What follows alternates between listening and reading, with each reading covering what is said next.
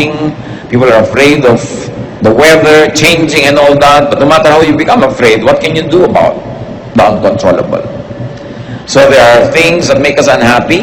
They are uncontrollable, and there are those that are controllable anyway.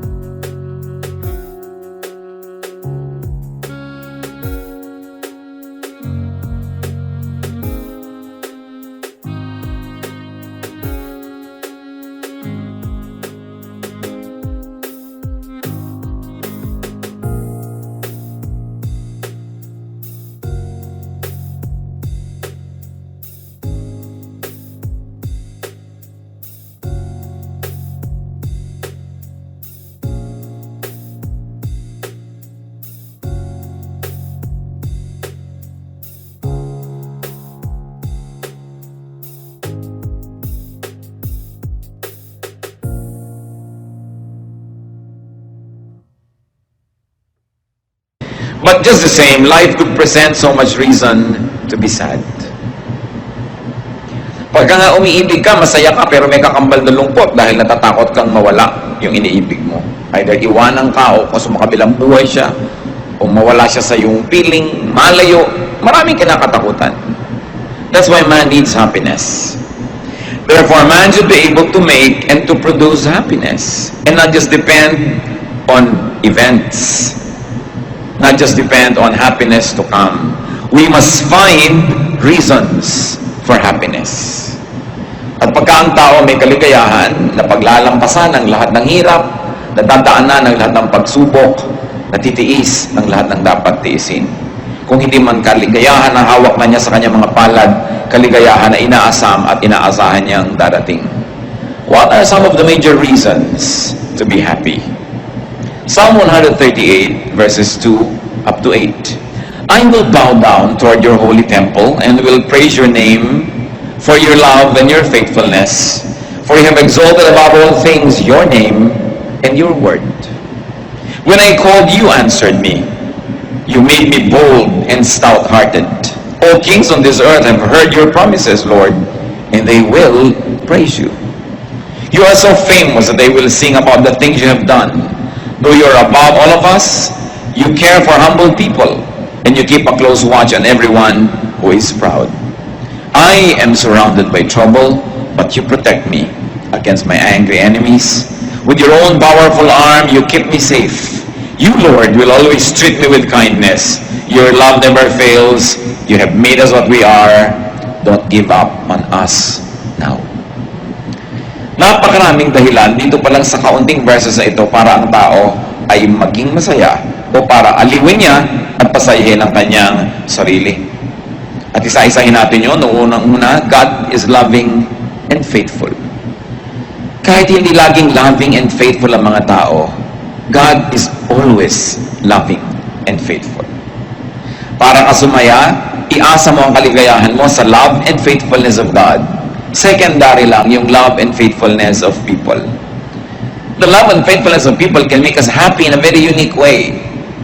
But the love and faithfulness of people can be threatened.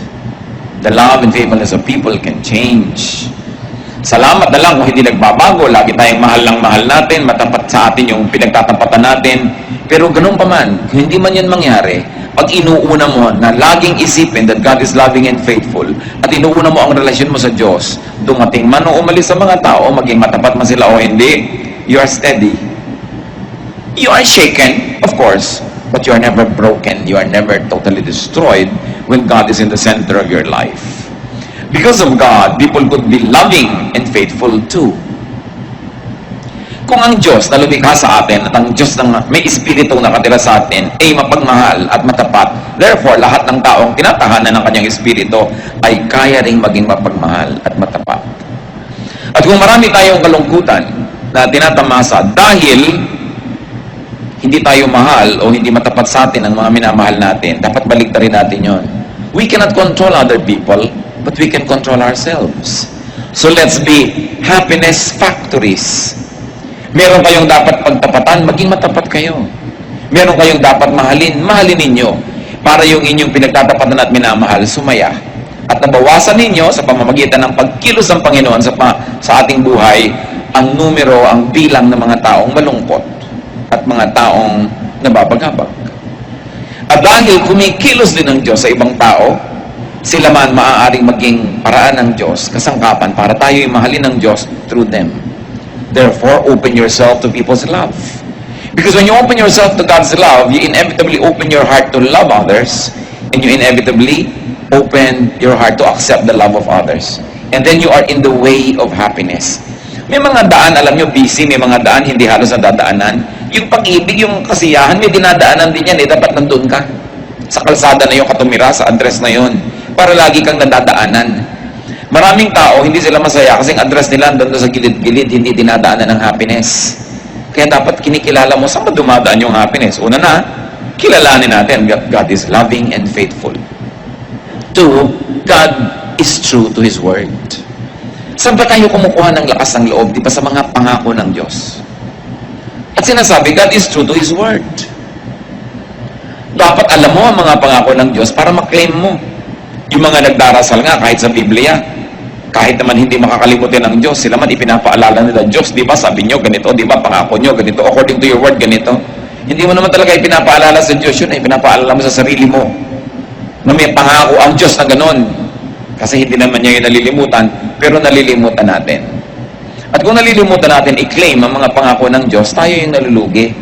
Kaya ang masayang tao, inaalam ang salita ng Diyos at naniniwala na nanalig na ang Diyos ay matapat. Tutup din niya ang kanyang mga sinasabi. And because God has His Word in our hearts, and God has His Word printed, published, broadcast, God's wisdom is always relevant. Yung karunungan ng Diyos, nagbabago man ang panahon, nagbabago ang mga uso, hindi nagbabago ang karunungan ng Diyos. Magbago ka lang dapat ng paraan ng pag-a-apply nito, paraan ng pagbasa dito, para lagi kang makinabang. You know, bawat henerasyon, bawat lahi, bawat panahon, may mga unique elements ang kanilang kabihasnan. They have very, very unique civilizations. All the various generations of people and the various generations of civilizations.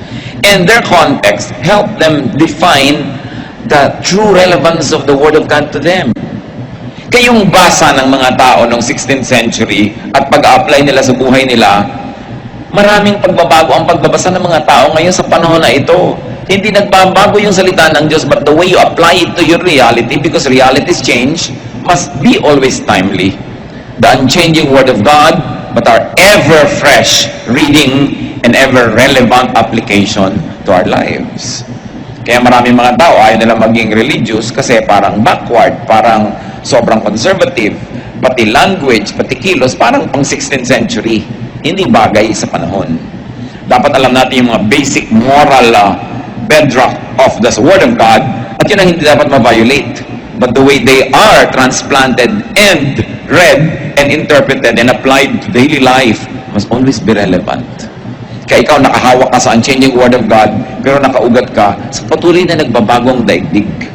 para lagi mong mahanap ang lagi ng mabisang kahulugan ng salita ng Diyos. God gives His promises. Therefore, know and claim God's promises. 1 Kings 18, 25 to 26.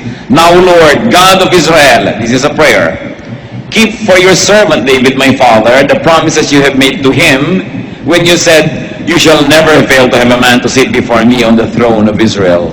If only your sons are careful in all they do to walk before me as you have done. And now, O God of Israel, let your word that you promised your servant David, my father, come true. Sinong nagdarasal? Di si Solomon. Alam ni Solomon ang pangako ng Diyos sa ama niya na si David. Kiniklaim niya. Kasi siya ang magbe-benefit ng promise na yon. Kaya napakahalaga na maganda ang ating relasyon sa Diyos kasi pati mga anak natin nagbe-benefit sa maganda nating kasunduan sa Diyos. Joshua 21:45, not one of all the Lord's good promises to the house of Israel failed. Everyone was fulfilled. Totoo ang Diyos, pwedeng asahan. Another reason to be happy is that God rules. God exalts Himself, God prevails. Sa biglang tingin, parang hindi lagi itong totoo. Pero yan ang dapat mo ngayong malaman kung paano i-apply sa buhay, na kung sa tingin mo na practical, parang ang naghahari kumisan ay kadiliman, pero alam mo na Diyos talaga ang tunay na naghahari. At ang mga paghahari ng kabuluhan, mga kadiliman, ay pansamantala. At ito ay haharap sa paghukom ng Diyos. Kaya ang dapat, lagi ka nang nasa panig ng totoo, sa panig ng tama, para hindi ka natatakot na humarap sa Diyos. Psalm 138:4-5, may all the kings of the earth praise you, O Lord, when they hear the words of your mouth.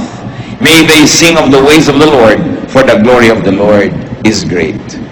So ang idinedeclare dito is a submission of human kingdoms and human rulers, human ways and systems to the ways of God. At tayo, bagamat mayroong present mindset, meron din dapat tayong eternity mindset. That you process everything according to how it happens in your time, but you also contextualize it in the way it had been effective in the past, and it will continue to be effective in the future and in eternity.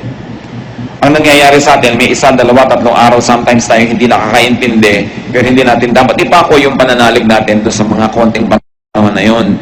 Yung ating mga panahon na hindi natin nauunawaan ng Diyos will just be tiny dots in an otherwise long, happy line when we finally understand.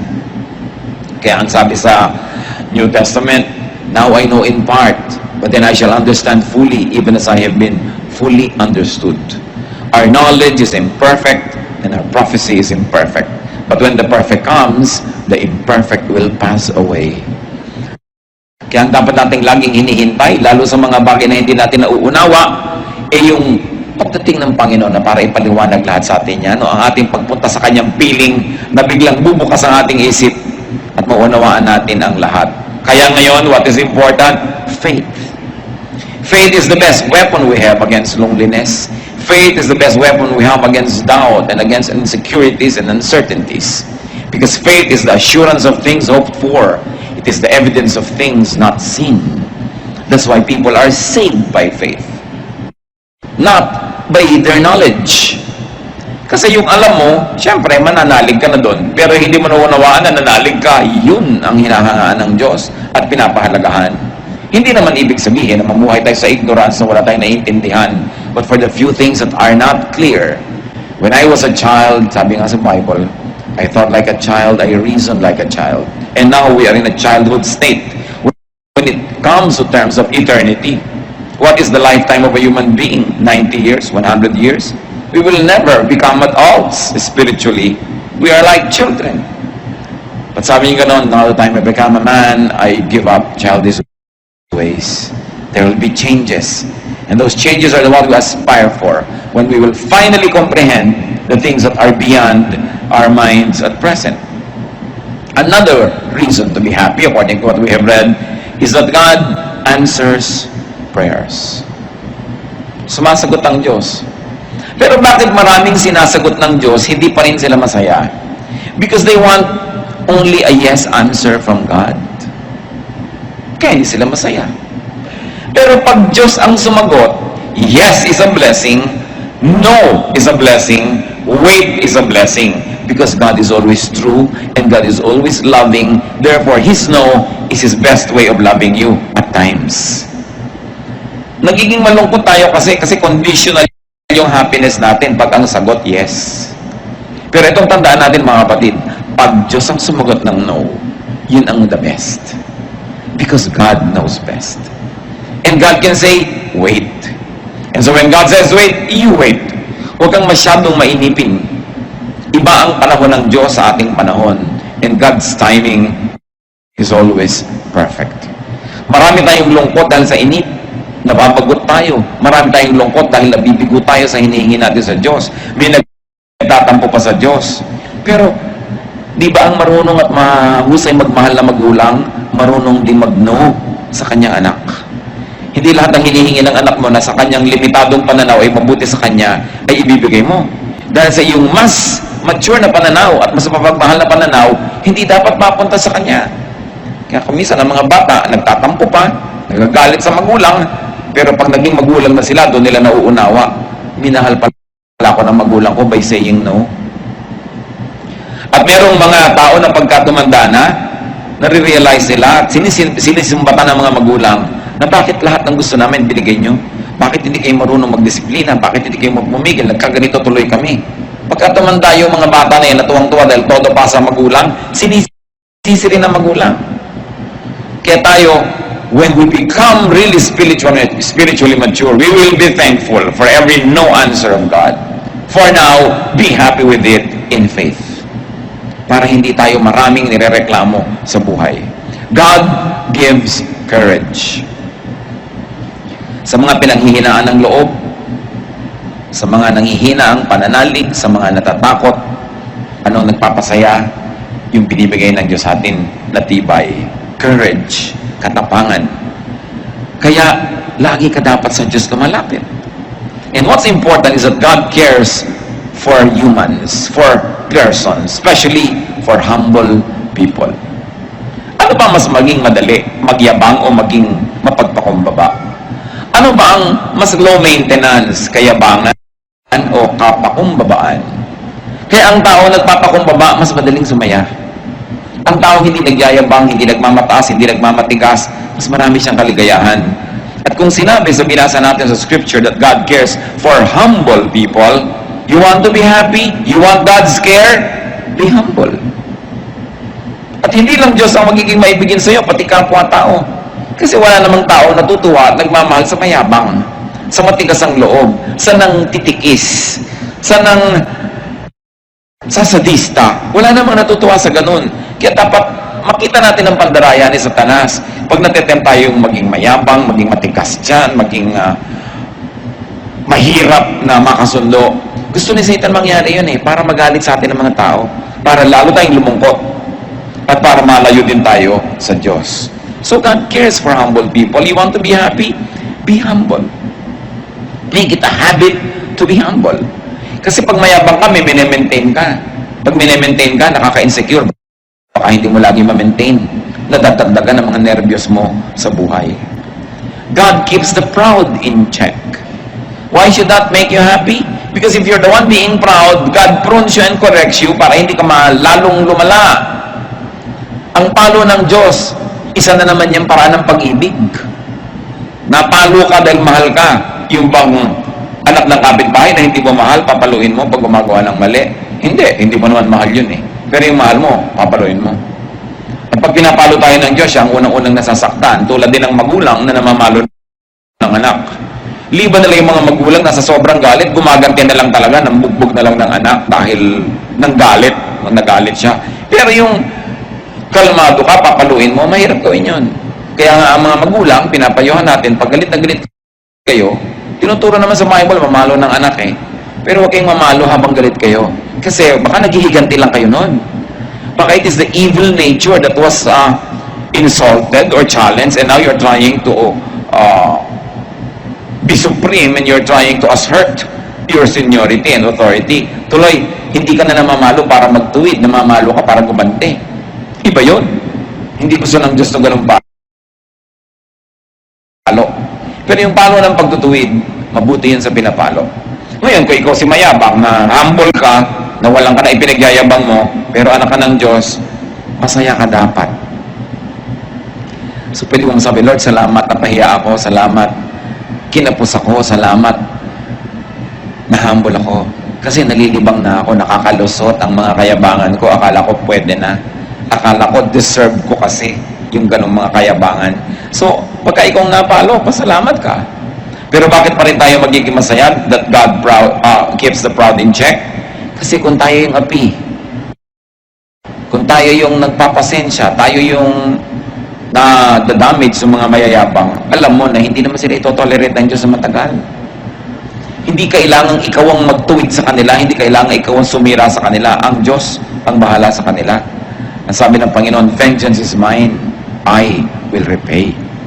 Anong kaligayahan ang makukuha natin dyan? Na kahit kuminsan yung mga taong akala mo ang yabang-yabang, akala mo inaapi-api ka, you don't put it upon yourself to be vindictive. Hindi ikaw kailangan magplano ng pagganti. Ikaw tuloy na spare from a lot of trouble and even consequences of having been vindictive. Kaya napakainam yung ipinapasa Diyos mo ang maraming bagay. Siyempre, kung talagang naapi ka at kailangan mo mag-record sa batas, kaya nga may gobyerno, kaya may hustisya, because it's also an instrument of God to protect the innocent. No? Kaya napakahalaga ng mga Kristiyano, pinaglalaban kung ano yung tama, kung ano yung matuwid, kung ano yung makatwiran. Why else can we be happy according to the verses? Because God protects His people against angry enemies. Kung isa naman wala kang ginagawa, may nagagalit talaga sa'yo. Pero nakikita ng Panginoon ang lahat ng iyon. Sa Panginoon kayo magsumbong. Kung may mga tao nagagalit sa inyo at matapos yung magsaliksik ng inyong budhi, alam nyo naman na wala kayo talagang ginawa para magalit sila, then ipasa Diyos. Psalm 138:7, you stretch out your hand against the anger of my foes.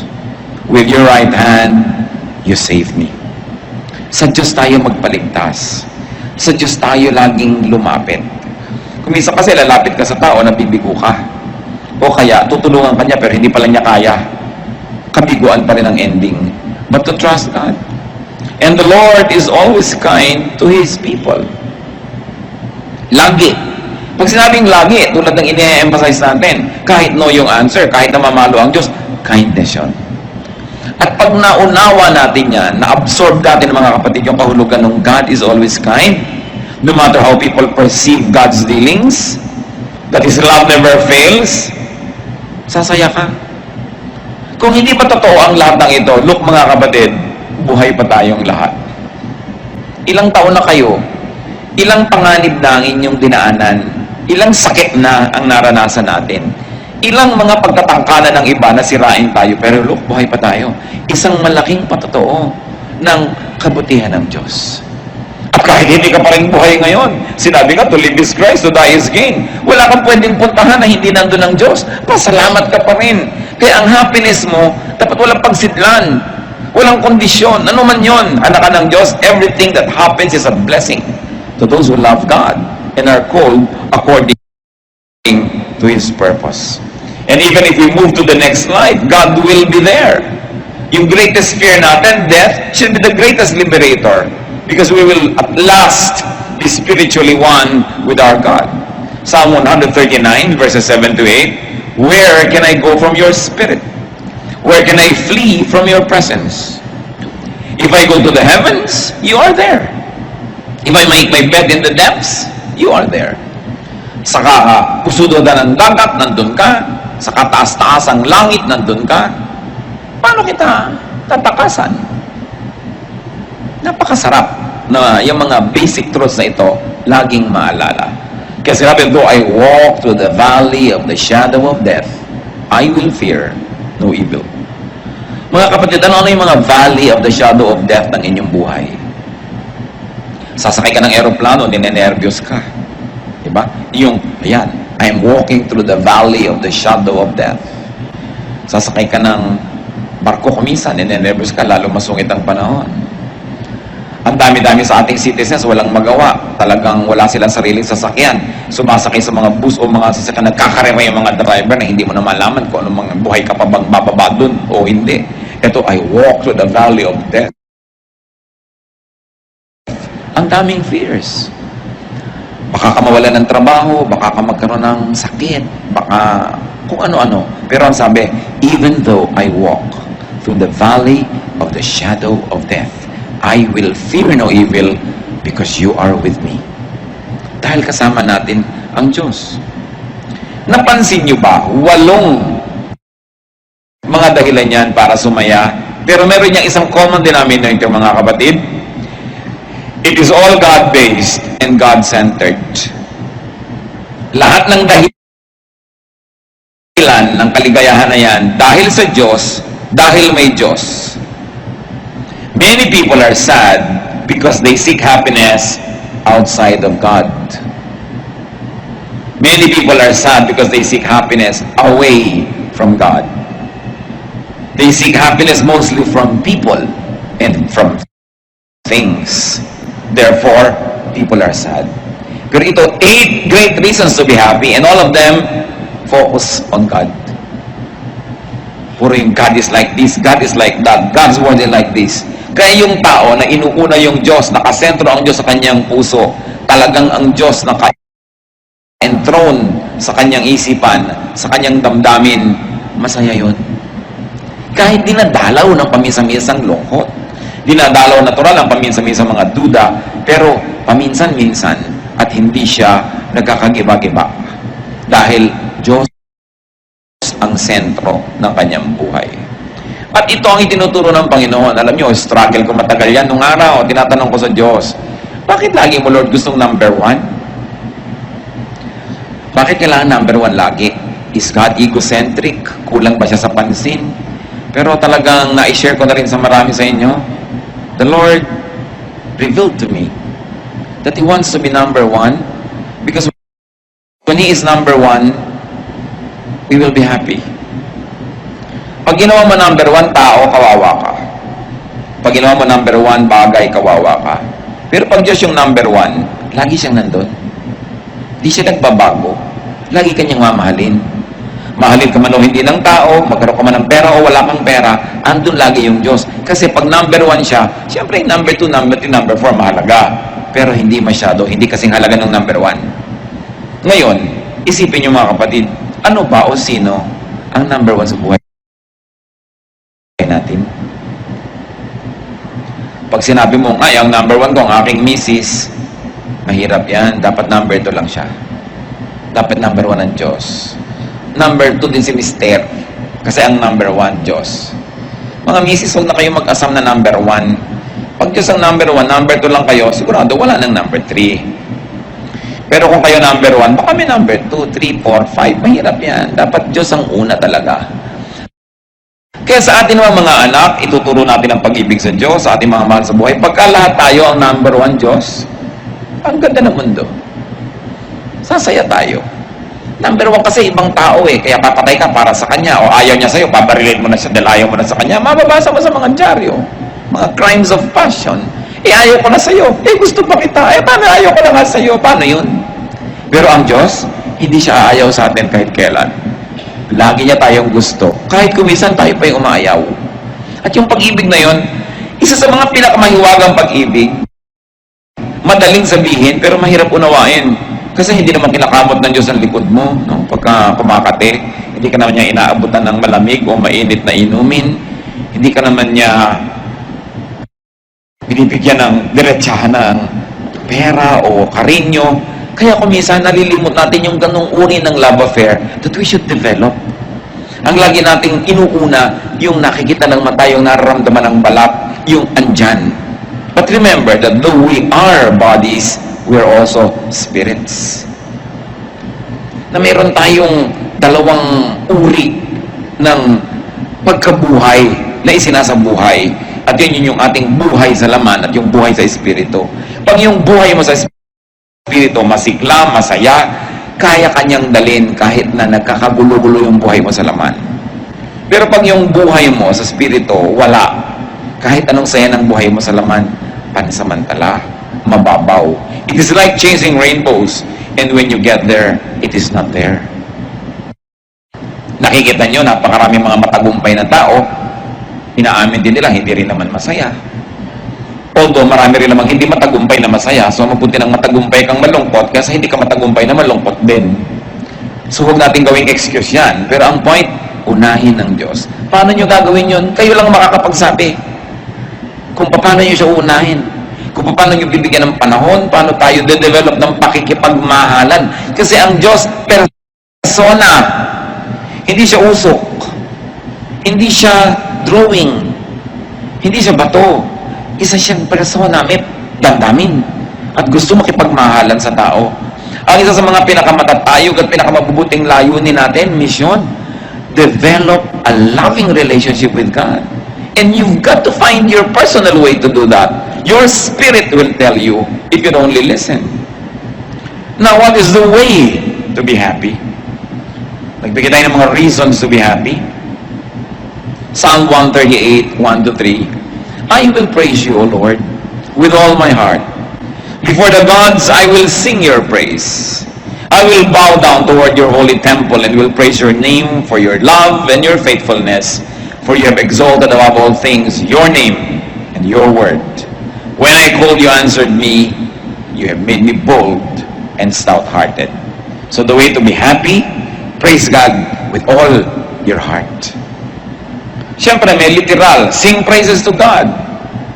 Sabihin mo ang mga kabutihan, i-declare ng iyong bibig. Praising and singing is doable. Therefore, praising and singing are all both decisions. Happiness can be a decision. You can decide to be happy, you can decide to be sad. So, pag kumanta ka, nakokontrol mo yun. Mamaya yung kanta mo, inililift up na niya yung spirit mo sa Panginoon. Mahirap sabihin, sasahin ko ang sarili ko, pero mas madaling sabihin, kakanta ko sa Panginoon. Pupurihin ko ang Diyos. Magsasabi ako ng mga mabubuting bagay. Iisa-isahin ko, gugunitain ko ang mga pagpapala at kabutihan sa akin ng Diyos. At bago mo mamalayan, umaalis ang iyong lungkot. Bakit? Hindi kasi pwedeng umupo yung lungkot sa trono ng puso mo kung Diyos ang pinapaupo mo doon. Kaya nakakaupo yung lungkot sa puso mo, hindi mo pinapaupo doon ng Diyos. O kaya nalilimutan nating nakaupo ang Diyos na i-ignore siya. Siyempre, only one thing occupies one place at one time. You cannot both be happy and sad at the same time. So you're sad, palitan mo, gawin mong happiness. At yan pwedeng gawin. May mga doable tulad nga niyang pag-awit sa Panginoon, pagpapasalamat. There is mystery and there is power and there is miracle in that. Gawin mo lang. At sabi, worship God in His temple. Ano ba yung temple ng Diyos? In the fellowship. When believers are together, the temple of God is there. It is not a building, it is the spirit of one believer joining with the spirit of other believers, and it is the temple of God. Merong himala na nangyayari when we fellowship together. Parang isang pirasong kahoy na nagliliyab, pagka humangin, patay na yung apoy niya. Pero pag maraming kahoy na tabi-tabi, pag humangin, lalong lumalakas yung apoy.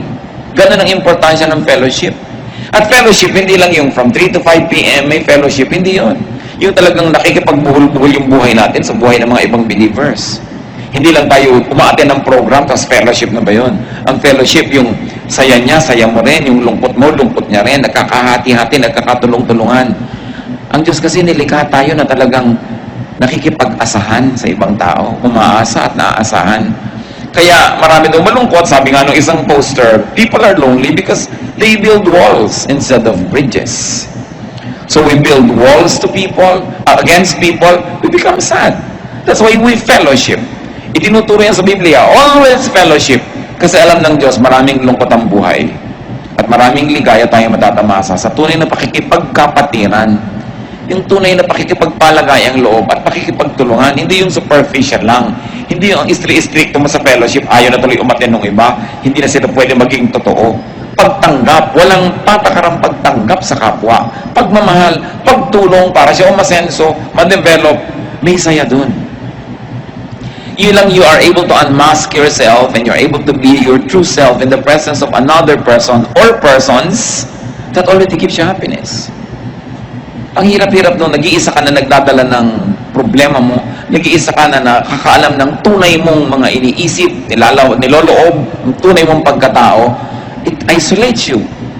Pero kung tayo bukas ang ating puso, bukas ang ating palad na tumanggap sa ating kapwa, we make them happy. And in the process of making people happy, miraculously, you also become happy. As you know it by experience, that when you make people sad, you also become sad. Kahit kung minsan natutuwa ka, ay nagantihan ko siya, ay naipahiya ko siya, pero makinig ka sa budhi mo, may napalungkot kang tao, may nasaktan ka, ang totoo nasasaktan ka rin. Bakit? Nilikha kasi tayo ng tao ng Diyos na kapwa-tao. Ang nangyayari sa kapwa natin, nangyayari rin sa atin. Naiintindihan man natin yun o hindi. Kaya mas nagpapasaya tayo ng iba, mas sumasaya tayo. Mas nagpapalungkot tayo ng iba, mas inuusig tayo ng budhi natin. Kung minsan gasgas na yung budhi na yun, hindi na malinaw, pero meron ka pa ring heavy feeling na hindi mo malaman kung bakit, kasi may atraso ka pala sa iba. Ang isang pinakamabisang paraan para sumaya, magpasaya ka ng iba. Sasaya ka sigurado. Magbigay ka sa gutom, magbigay ka sa mga bata, magbigay sa nangangailangan. Pero ang isang pinakamabilis lumungkot, magdamot ka. May nangangailangan, may ibibigay ka, pero pinagdamutan mo, natutuwa ka dahil yung pera mo hindi nagalaw, hindi ka naabala, pero may lungkot ka rin. Kung aaminin mo yun, may lungkot ka. So we go back to our basic humanity, that our happiness is in making other people happy. It is a true fellowship, true worship. So we worship God in His temple among the believers, and you worship God within you, because the Spirit of God is in your heart. Therefore, make peace with yourself. Pag sinabi mo yung self, ano yon? Yung Spirito ng Diyos at saka yung flesh, magkasama, yun ang self mo. You make peace with yourself. You make peace with God who is in you. Makinig sa usig ng budhi, makinig sa konsyensya, at kailangan matuto ka rin na tanggapin ang iyong sarili. So that you are at peace with yourself. Pag ikaw ang number one nagre-reject sa sarili mo, dahil may iba kang gustong pagkatao, may iba kang gustong itsura, meron kang gustong ibang buhok, meron kang gustong ibang height, hindi ka sasaya. Kasi you are not at peace with yourself. We are not perfect. We must move from glory to glory. We must improve and improve and improve. But you begin with accepting yourself. Maraming lungkot kasi we are on denial. Hindi natin ina-accept ang sarili natin. At pag hindi natin ina-accept ang sarili natin, paano natin na-acceptin ang iba? There is genuine liberation in being accepted and in accepting others. How else to be happy? Ask help from God. First and foremost. God dapat una.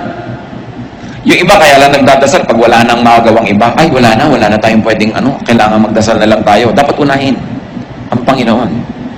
Because He answers prayers according to what we have read. Make God your first, not your last resort. And be humble, as we have said. The humble can be much, much happier. Because God is soft-hearted to the humble. James 4:6. But He gives us more grace. That's why Scripture says, God opposes the proud, but gives grace to the humble.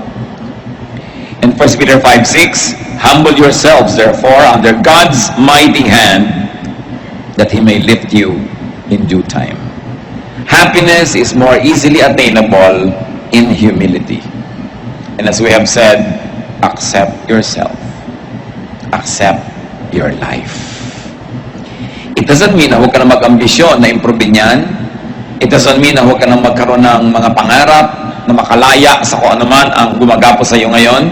But for the time being, accept your reality. Do what you can to change it for the better. But while the better is not yet achieved, be happy with your reality. Do not live in denial. Kailangan tanggapin mong eto ang buhay ko ngayon. Gusto ko napakarami sanang halamanan, pero nakatira ako dito sa prasong bahay na ito, so maglalagay ako ng halaman sa lata ng floor wax. May halaman ka na rin. Hindi pa lang nga marami. You can alter your reality and you can create your reality. Yung mga Japanese, dahil sa dami nila, siksikan, dami ng populasyon, they have developed have privacy in the mind. Yung nasa loob lang nila yung privacy nila. Nasobra nga, kaya marami, nagpapakamatay nalulungkot masyado. Pero ibig sabihin, close your eyes and you can be alone though you're in a crowd. The way you think, the way you react to your environment will make you happy or sad. God made you as you are. Gawa mo ako. Although, I will improve myself and I will continue to change from glory to glory, but I will begin with accepting na kayo ang gumawa sa akin. Kaya ako ganito, ginawa niyo ako. At kung tayo mga kapatid, ay magkakaroon din na ganyang paningin sa iba. Kaya ganyan yung nanay mo, kaya ganyan yung tatay mo, kasi ginawa siya ng Diyos. Pero ginawa ka, pero anong reaction mo sa buhay?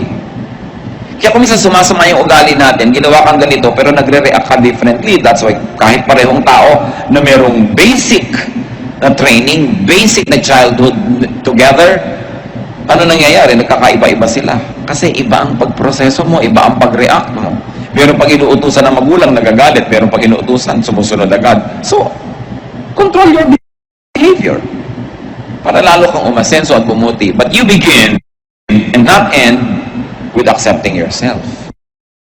Gawa ka ng Diyos eh. Ang daming kalungkutan kasi hindi mo ma-accept yun eh. Hindi mo nare-realize that you are fearfully and wonderfully made.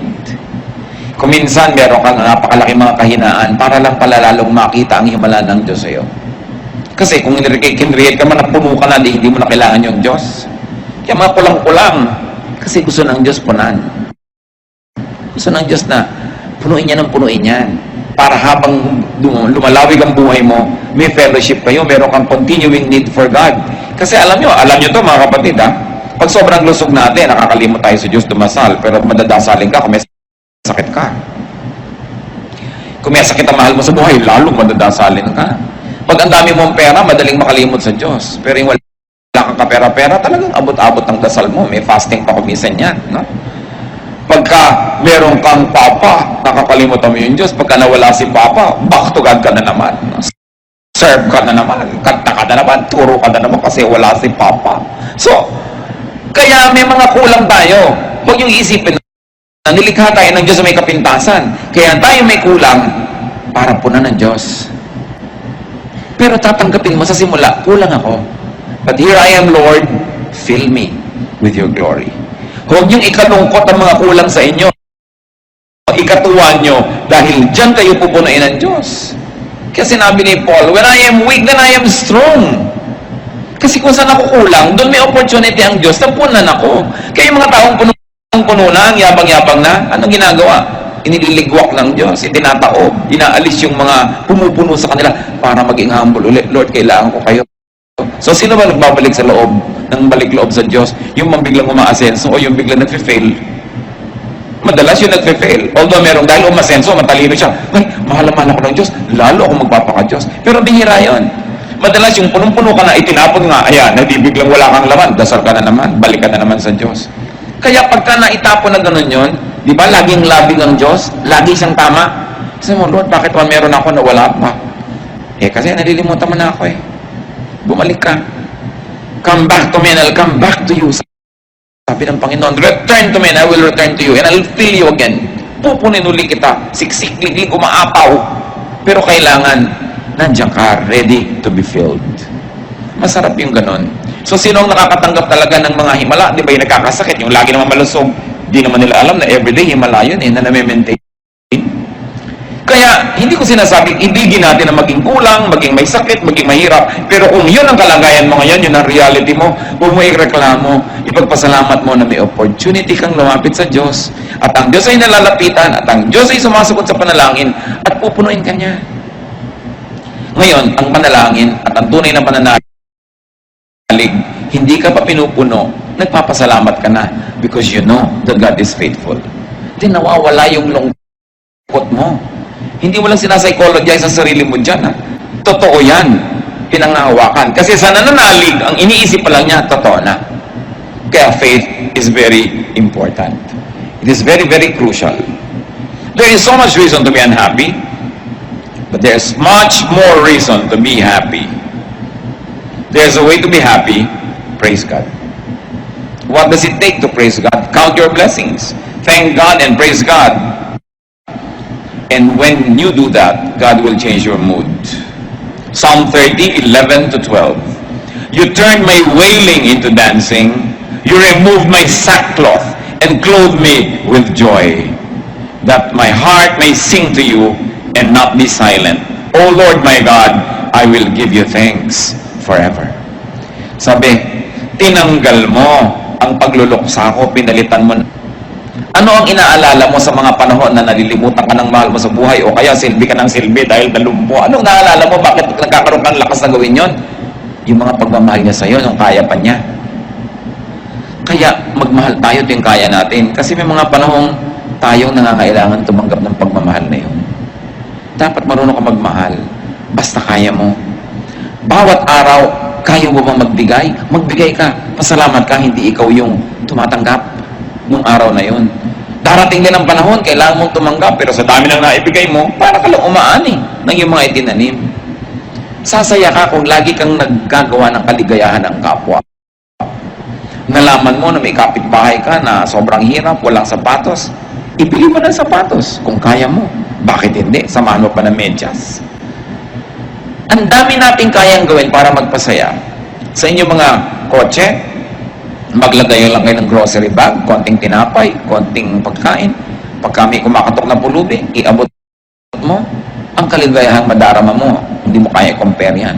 Kaya mo naman. Ano ba yung halagang 20, 30, 50 pesos worth of food ibibigay mo?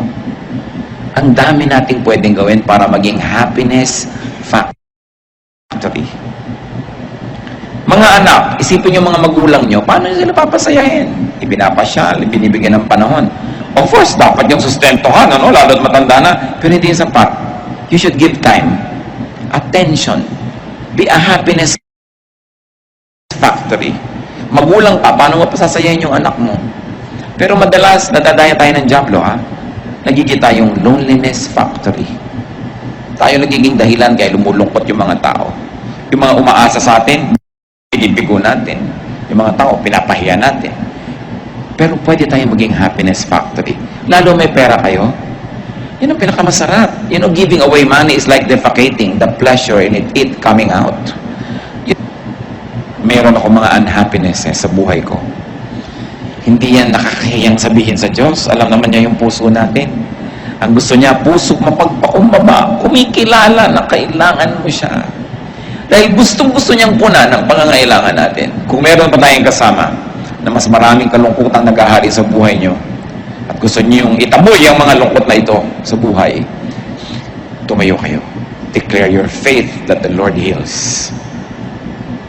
At nais ko sa ilang saglit, manalangin kayo ng personal na panalangin sa Diyos. Ano man ang gusto niyong sabihin sa Kanya tungkol sa kalungkutan o mga kalungkutan ng buhay niyo. Let's be alone with God. God hears and God heals. Aming Ama sa langit, Ama ng aming Panginoong tagapagligtas na si Jesus, Diyos na lumikha sa amin, Diyos na lumikha ng langit at lupa. Kinikilala namin ang paggawa mo sa amin. Kinikilala namin ang aming mga kakulangan, maging aming pagkukulang at likas na mga kulang sa amin. Lahat ng ito, Panginoon, sa iyong paanan namin dinadala, O Diyos Ama. Kayo ang nakababatid ng laman ng bawat puso na narito ngayon, tumayo man o hindi. Kayo ang nakakaalam ng dahilan ng pagtayo. Alam nyo ang punot dulo,